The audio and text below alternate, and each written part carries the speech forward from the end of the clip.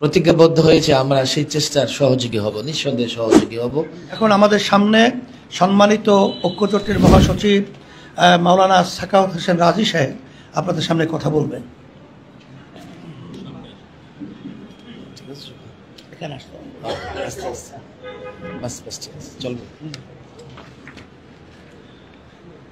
সম্মানিত সাংবাদিক বন্ধুগণ, ইসলামী আন্দোলন বাংলাদেশের সঙ্গে আজকে ইসলামী ঐক্যজোটের হৃদ্যতাপূর্ণ পরিবেশে খুব সুন্দর একটি বৈঠক অনুষ্ঠিত হয়েছে।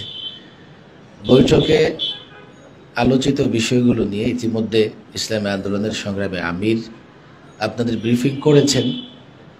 ইসলামী ঐক্যজোট একটা সংগ্রামী রাজনৈতিক সংগঠন, তবে ফেসিবাদের শেষ দিকে একটা দুঃস্বপ্নের মধ্য দিয়ে কিছুটা সময় তাকে পার করতে হয়েছে। ইনশাল্লাহ 5ই আগস্টের পরে ইসলামী ঐক্যজোটের ফেসিবাদ বিরোধী নেতৃবৃন্দ একত্রিত হয়ে নতুন একটা ইসলামী ঐক্যজোট আবার জাতিকে উপহার দিতে সক্ষম হয়েছে। এবং আমরা যারা এখন ইসলামী ঐক্যজোটের সঙ্গে সম্পৃক্ত আছি, বিশেষ করে এই সংগঠনের চেয়ারম্যান সাহেব এবং আমি তো তিনবার দীর্ঘ সময়, এমনকি 21-এ গ্রেফতার হওয়ার পরে প্রায় 2.5 মাস আমাকে রিমান্ডে নির্যাতন করা হয়েছিল।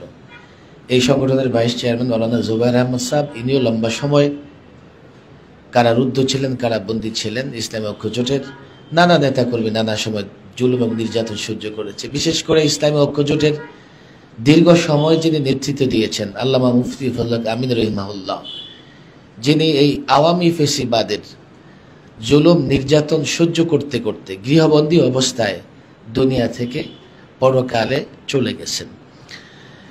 ইসলামী ঐক্যজোটের একটা ইতিহাস আছে, ঐতিহ্য আছে। আমরা সেই ইতিহাস, ঐতিহ্য, ইসলামী ঐক্যজোটের প্রতি মানুষের ভালোবাসা আছে, আগ্রহ আছে। আমরা সেই ইতিহাস, ঐতিহ্য, ভালোবাসা ধরে রেখেই কাজ করব। আজকে মৌলিক কয়েকটা বিষয় নিয়ে আমরা ঐক্যমত পোষণ করছি।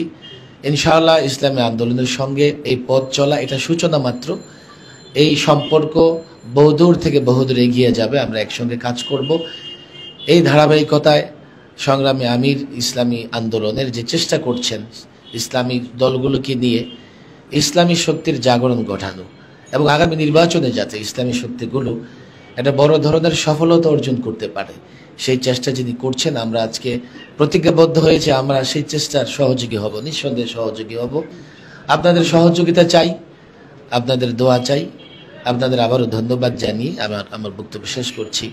ওমা তৌফিক ইল্লাহ।